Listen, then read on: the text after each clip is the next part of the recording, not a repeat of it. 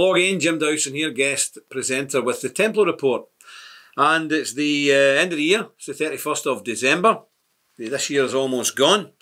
And this is the time we normally look back on the year that's passed and see what we've done, what we've achieved, what we've not achieved, and generally give you an idea of what the order that you're part of or you support has been doing, and especially those who donate money or who are members. You know, what have we been up to in the last 12 months? So, I'll give you a very rough rundown, but remember there will be an annual report out, but the annual report normally runs about 9 months behind, so you won't see this year's annual report till about the autumn. Last year's annual report is actually coming out just after the January the holidays here, so in early January it'll be out. You can let us know if you want one. It'll be advertised, so you can get one whenever you want, but it's a fairly substantial thing, 30 pages, and it gives you a detailed explanation of all the activities we've been doing. Because interestingly, we had a initiation ceremony in Poland recently, and a lot of Americans were there, and people from Australia and other places, and most members were amazed. They had no idea we did so many things in so many different countries. And that's probably our fault, but we've got to be careful of what we publicise and what we don't publicise, because we're under incredible pressure, not just from governments and agencies and all the rest of it, but from the big tech companies. So we're not particularly good at telling people this is what we're doing here, this is what we're doing there, but I can assure you we're active in all the continents and active in many, many countries. So we are an extremely influential organisation and very busy. So let's have a quick rundown so you know what we've been doing this year. Okay, last January, a delegation went to America, went to Los Angeles. Terrible place. I'm sorry to people who live in Los Angeles, but I'm glad I don't live there. But we went to Los Angeles to make some connections there with some Americans and set up some things there, which was very successful indeed. And the people in LA who hosted the Templar delegation, we owe them a big thanks. And I would like to, right now, on camera, say to them, you are absolute gentlemen, and we appreciated your assistance in every way. Fantastic. And one man in particular who let us stay in his house is a star, a true gentleman, a fine, upstanding American, and a great credit to his country and his family and his wife and daughter. Fantastic people. Very glad to meet you. So that was January. I'm going through the main things here, not everything we do. February, we were invited to attend a high-level conference in Serbia with the launch of a new rightish party. There was about 5 or 6 or maybe even 700 people at the sports stadium when this was launched. And we were given pride of place in the front row. And Templars actually spoke at it, were actually invited to speak at this prestigious event. It was very upmarket, very high level. And since then we've been back and forward, and they obviously want to do our assistance in planning, training, because that's something the Templars do that a lot of people don't know we do. We specialise in IT training, administration, and the things that you need to do to turn an idea into a proper organisation. Daydreams are great, but unless you have the administration system done and the fundraising stuff done and the databases done, you're going nowhere. We specialise in that, and we do it for free. To people we believe are on the same page as us, politically and spiritually.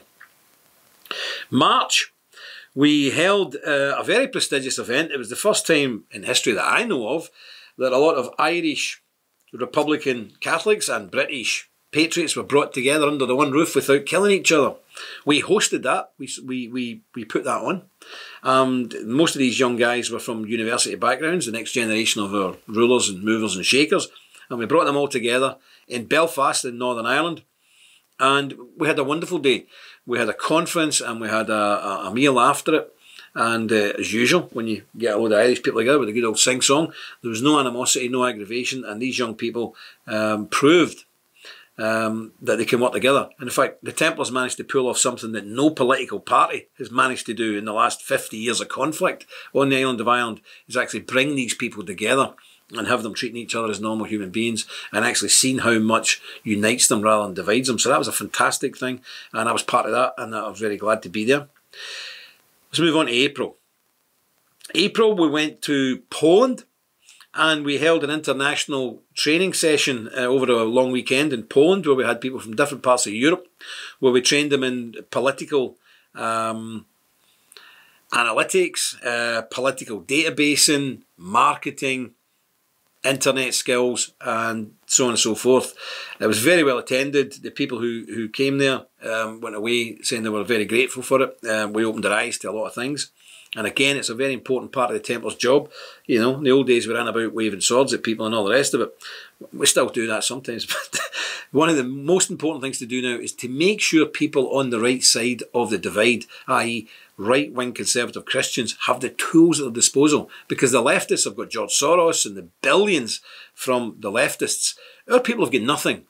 And there have a few people going about trying to do what they can do, but really the Templars are one of the main groups in the world who are capable, willing and able to train our own people. We're very glad to do it. It's a great privilege to do it. It's a duty to do it.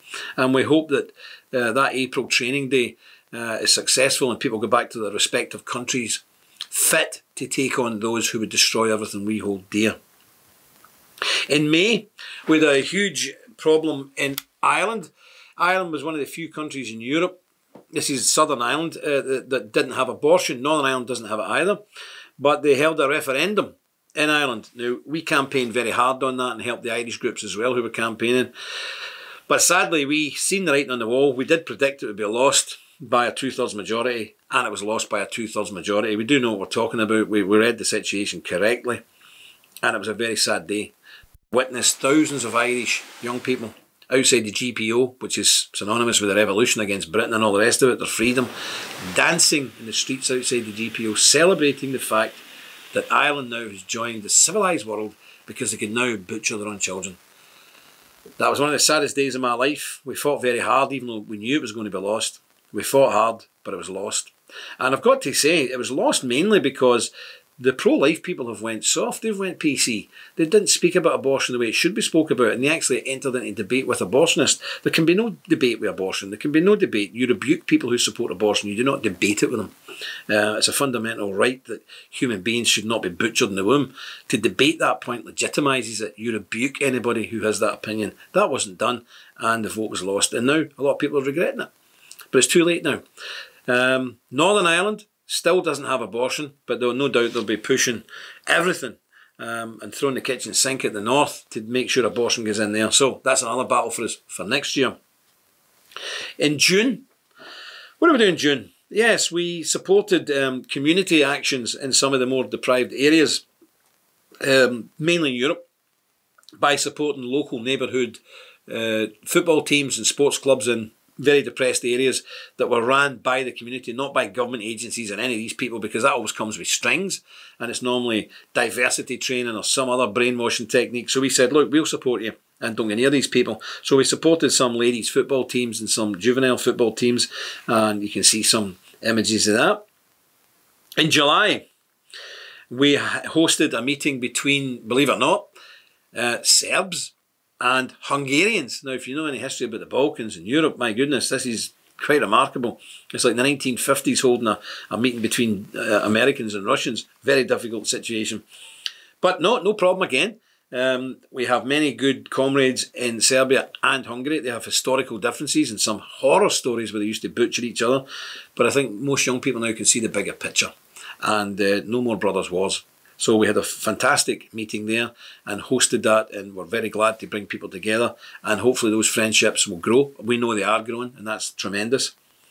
A lot of the older generation just can't change their ways, but you know, 20 years they'll all be dead. The young people will be in charge, so it's the young people we're interested in.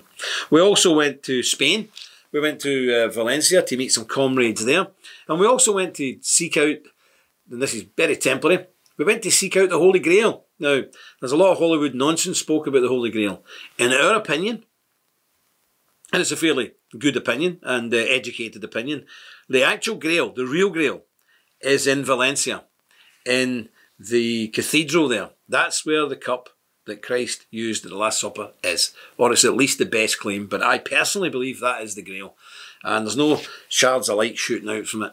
It doesn't give you eternal youth, because I was over at it for quite a while, and you can see No, it didn't work. I tried it, didn't work. But that's where it is, and if you want to go there, we'll give you more details on that. I don't want to publicise it too fully on here because, you know, what happens here then is all these lunatics start flooding into these places and they're crazy. So if you drop us a line, we'll let you know exactly what cathedral, because there's several cathedrals there, but we'll let you know exactly what one it's in, and you can go and visit it if you're in Spain at any time. August. Big problem in August. Big problem in August. There was a huge internet company purge. Silicon Valley went mad, no doubt at the behest of Soros and his friends, and they had a huge purge. And they took out tens of thousands of right-wing Christian, socially conservative organisations, payment methods and platforms. And they took us out on, what did they take us out on? PayPal. The PayPal? PayPal. They took us out on PayPal, which cost a lot of money and caused a lot of serious financial problems for a while, but nothing that we can't survive. And this is what I've got to laugh at. You know, you've got people like PayPal and all these other payment providers, and they think, we'll stop the funding and then they'll die off, these people.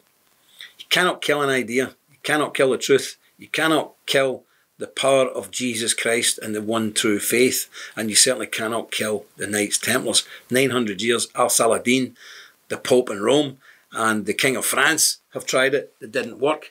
And PayPal directors aren't going to be any more successful. So it's a bit of a nuisance, a bit of an aggravation, put us back a wee bit, but no particular big deal. And our people were so generous in supporting us. You know, we move on. In September, we also had a double whammy. So August, we lost our payment portals. In September, Mr. Zuckerberg raised his ugly wee head and deplatformed us. Now, the Knights Templar International had the second biggest Christian Facebook page in Europe. Second biggest. Deplatformed us. Not because we'd done anything wrong, not because we were preaching hate, nothing. Just said you inadvertently did something that we don't like and we've deplatformed you. So they actually said to us, you didn't do anything wrong, but we've changed the rules and you don't fit them anymore, so you're gone. But we actually ran an operation of almost 30 Facebook pages all over the world. They deplatformed all of them, every single one, in September. Now, we were reaching 70, 80 million people a week.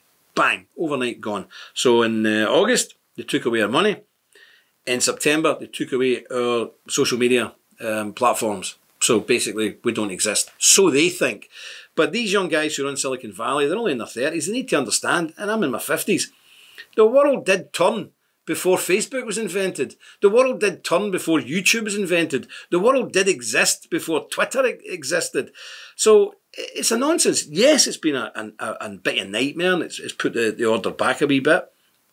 But, you know, it's not going to get rid of us. It's not going to finish us off. And some people clapping with glee. No.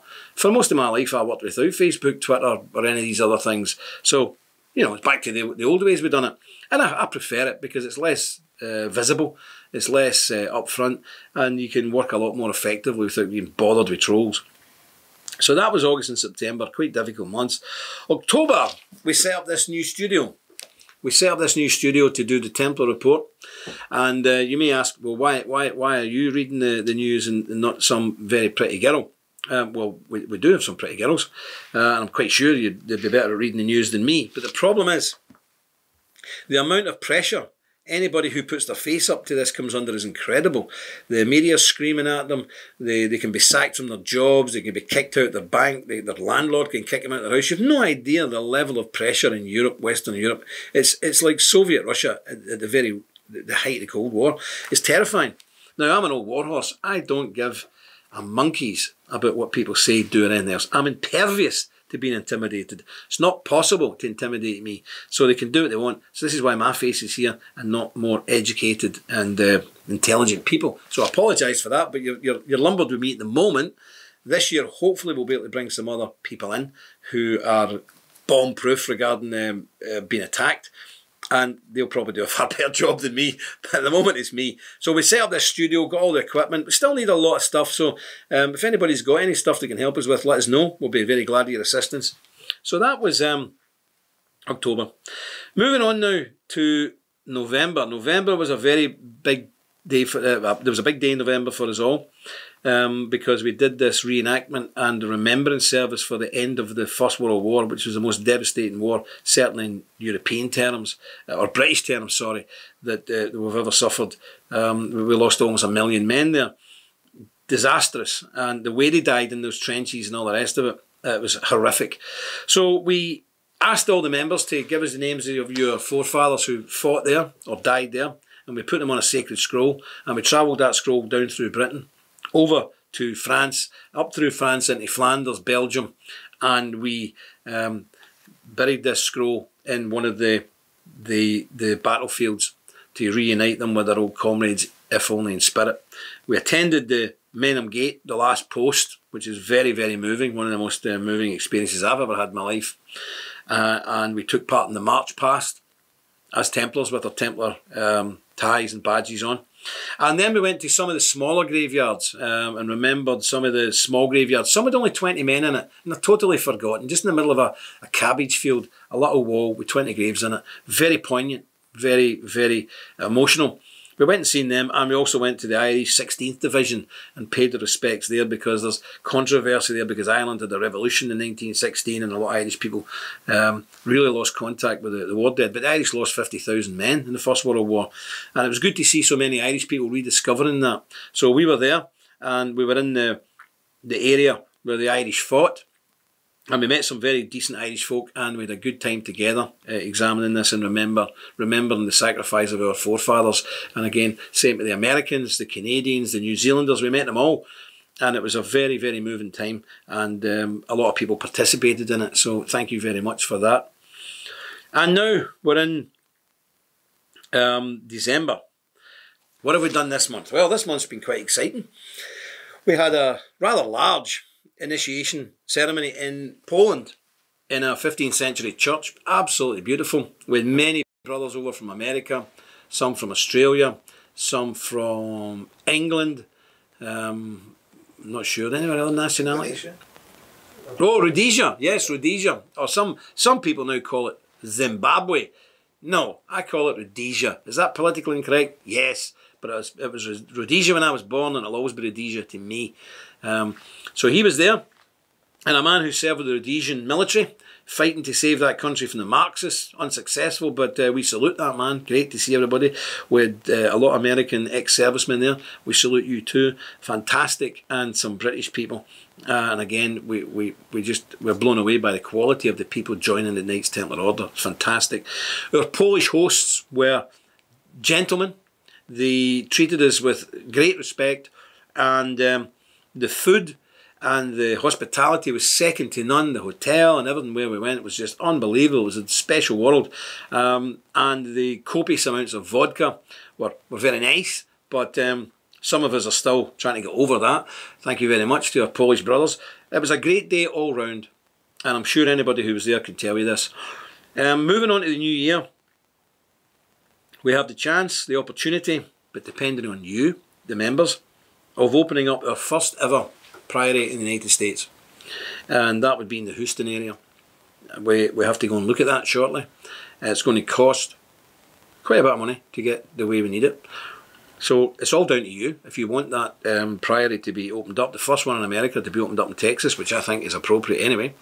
In the new year we'll be looking at it, and if we think it's a viable option, we will be coming to the members and saying, okay, this is what it's going to cost, this is what we need to do, are you with us on it? And you know, look, if countries like Hungary and Poland and Serbia can have their own priorities, there is absolutely no reason why America can't have its own priority. It's very important. So in the new year we'll report back, and you can see what you think of that. We will probably have a meeting in America in the new year. So if you're available to come down to the Houston area for a meeting, a Templar meeting, please do. It'd be fantastic to see you. And that's really what we've done in synopsis. As I say, the annual report will come out, you can see in more detail. So that just leaves me to basically say that's it for this year. Another year under our belt. 900 years on, we're still here. And we've got imbeciles like Zuckerberg think he can knock us off our perch. It's not going to happen. And I would like to wish everybody a very, very happy new year. I'm a Scotsman, so I'll be celebrating Hogmanay tonight. and I'm quite sure some people watching this will know what I mean. So I'll be out of action for a couple of days, but I'd like to wish you all the very best for 2019. I'd like to wish it as a very holy year, a year where we can contact God personally, to be reinvigorated, to be set on fire with zeal, because we're going to need a zeal. The world is getting worse. We're nearing the end, and I'm not a doomsday prophet, but you can see it. You walk down the street, you put the television on, you go on the internet, you can see what's happening. We're approaching the very end times. There's no doubt about it. Absolutely no doubt about it. So we're going to need a zeal, a holy zeal, and vigour and determination to fight for everything we hold dear and to make sure we survive. Well, I can assure you the Templars will be there every step of the way, and we will fight every single inch, and we'll never ever give any ground. So have a very good and happy and holy new year. I'll see you after in January, after the new year dawns, and we'll see what this year's got to bring us. We'll see what God's got in store for us. But whatever it is, He's equipped us to deal with, and we will deal with it. Do us vault. God bless you. Thank you. The threat is real, and we are on the front line. In a world of misinformation and attacks from the left and mainstream media, censorship, deplatforming, it is time to call out the fake news and bring you the truth. We are the Knights Templar. Visit our website and join today. We are the Resistance. Deus Vult.